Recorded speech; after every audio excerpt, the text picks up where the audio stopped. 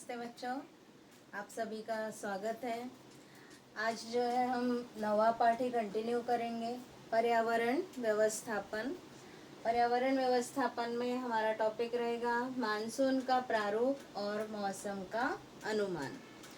अब जो है मानसून का प्रारूप जो है क्या है, मौसम का अनुमान जो है लगाने की, भारत में जो है मानसून संबंधी मौसम का अनुमान लगाने की परंपरा 100 वर्ष से भी अधिक पुरानी है। मतलब पहले से ही जो है मानसून कैसा होगा ये अनुमान लगाया जाता था। ये हमारी संस्थाएं हैं IMD और IITM, मतलब भारतीय मौसम विज्ञान, इंडियन मीटरोलॉजिकल डिपार्टमेंट और Indian institute of tropical meteorology, भारतीय उष्ण देशीय मौसम विज्ञान संस्थान। ये संस्थाएं जो है इसके लिए कार्य करती हैं। तो IMD के संस्थापक एच एफ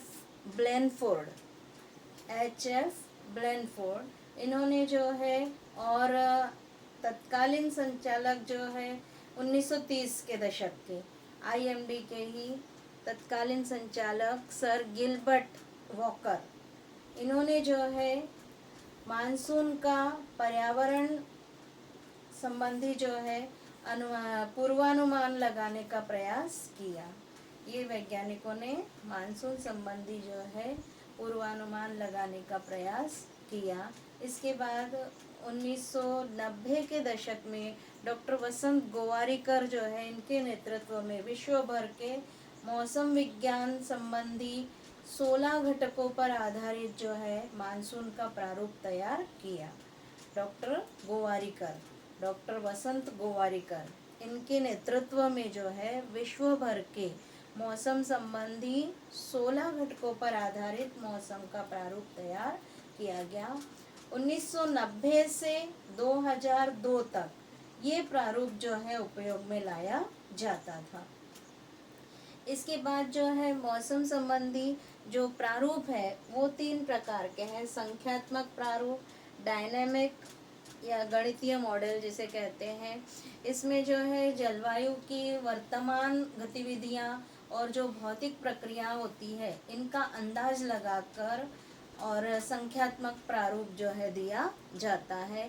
संगणक की सहायता से गणितीय जो है प्रक्रियाएं की जाती हैं। फिर दूसरा है समुचित प्रारूप जो है। समुचित प्रारूप में जो है अनेक प्रारूपों में जो है उपयोग में लाए जाने वाले जिन घटकों का मानसून पर अधिक प्रभाव पड़ता है, ऐसे घटकों को ध्यान में रखकर एकत्रित अनुमान लगाया जाता है। तीसरा सांख्यिकी प्रारूप है। सांख्यिकी प्रारूप में विगत काल में जो विभिन्न प्रदेशों में समुद्र का तापमान है, वातावरण का दाब है, उस वर्ष का मानसून कैसा था, इसका एकत्रित अभ्यास करके तुलना की जाती है और प्रदेश के जलवायु संबंधी प्रेक्षण कैसे है ये ध्यान में रखकर वर्तमान स्थिति में मानसून कैसा होगा इसका अनुमान लगाया जाता है। ये सांख्यिकी प्रारूप में इस प्रकार 3 प्रारूप है: संख्यात्मक प्रारूप, समुचित प्रारूप और सांख्यिकी प्रारूप होते हैं। आज IITM की ओर से नए प्रारूप बनाए जा रहे हैं और वर्तमान प्रारूपों को अधिक उपयुक्त बनाना इसका उद्देश्य है। इसके लिए रडार व्यवस्था, उपग्रह तंत्रज्ञान के विकास पर भी ध्यान दिया जा रहा है। इस प्रकार जो है हमारा ये मानसून का प्रारूप और मौसम का अनुमान, यह टॉपिक हमारा यहाँ खत्म हुआ है। इसके बाद बच्चों हमारा अगला टॉपिक शुरू होता है ठोस कचरा व्यवस्थापन। ये समय की मांग है। अब ये ठोस कचरा व्यवस्थापन से संबंधित जो है ठोस कचरे के कारण क्या होता है, प्रदूषण होता है। और आपकी कक्षा में जो है कूड़ेदान जो होता है, इसमें जो कचरा इकट्ठा होता है इसका अगर आप निरीक्षण करते हो ध्यान से तो उसमें कौन कौन से पदार्थ होते हैं उसकी सूची बनाइए। अब इस कचरे का व्यवस्थापन आप कैसे करोगे, कैसे निपटारा करोगे इसका। इसी तरह से घर में जो कूड़ा कचरा इकट्ठा होता है उस कूड़े की जो है सूची बनाइए। उसमें से हमारे यहाँ सूखा कचरा भी होता है, गीला कचरा भी होता है। तो इनमें जो है कौन कौन से पदार्थ होते हैं अब इतने अलग अलग प्रकार के पदार्थों का कचरा निकलता है, इसका व्यवस्थापन कैसे किया जा सकता है, इस पर जो है आप विचार कीजिए। इसके कारण क्या होता है? प्रदूषण होता है। अब एक पहला आपका जो है प्रश्न है आपकी किताब में कि प्रदूषण क्या है। प्रदूषण क्या है? मानवीय कृति के कारण या प्राकृतिक आपदा आ जाती है अचानक, जैसे बारिश हो रही है या बाढ़ आ जाती है, भूकंप आ जाता है ना। तो प्राकृतिक आपदा के कारण पर्यावरण जो है क्या हो जाता है? दूषित हो जाता है। और ये प्रक्रिया ही क्या कहलाती है? प्रदूषण कहलाती है। या प्रकृति में पाए जाने वाले जो घटक होते हैं इनकी मात्रा निश्चित होती है। एक निश्चित परिमाण से अधिक मात्रा में जब पदार्थों की मात्रा बढ़ने लगती है तो पर्यावरण दूषित हो जाता है। ये प्रक्रिया प्रदूषण कहलाती है।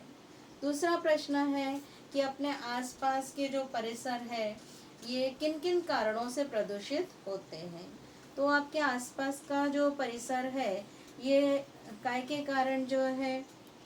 मिट्टी का प्रदूषण होता है, जल प्रदूषण होता है, हवा का प्रदूषण होता है, ध्वनि प्रदूषण होता है ना। तो ये प्रदूषण काय के कारण होते हैं? हवा में जो है अगर विषैली गैसें मिल जाती है या कोई कण मिल जाते हैं जिसके कारण हवा प्रदूषित हो जाती है। मिट्टी और पानी का प्रदूषण जो होता है वो कोई विषैले पदार्थ होते हैं वो मिट्टी में मिल जाते हैं या पानी के साथ बहकर पानी के स्रोतों तक पहुंच जाते हैं और उससे जल विषैला हो जाता है, तो वो जल प्रदूषण हो जाता है।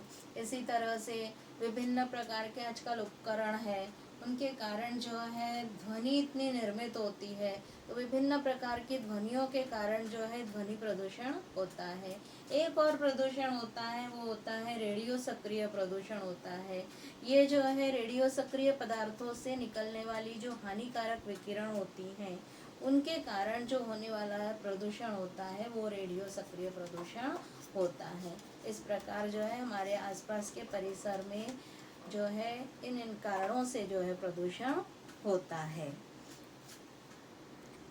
आज बच्चों हम इतना ही पढ़ेंगे। अगले लेक्चर में हम देखेंगे कि ठोस कचरा क्या होता है, इसका विघटन कैसे किया जा सकता है, वो सब हम पढ़ेंगे। धन्यवाद।